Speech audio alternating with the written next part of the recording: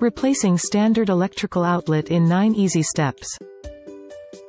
Step 1. Gather tools and materials. The tools you will need are Phillips and slotted screwdrivers.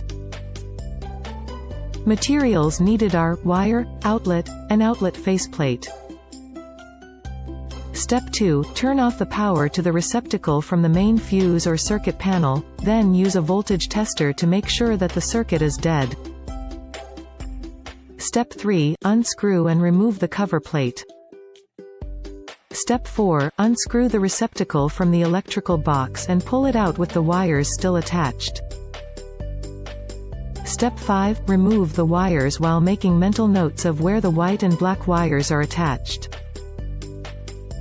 Step 6. Inspect the old receptacle to see if the break-off tab connecting the 2 sets of terminals on each side of the receptacle is broken off.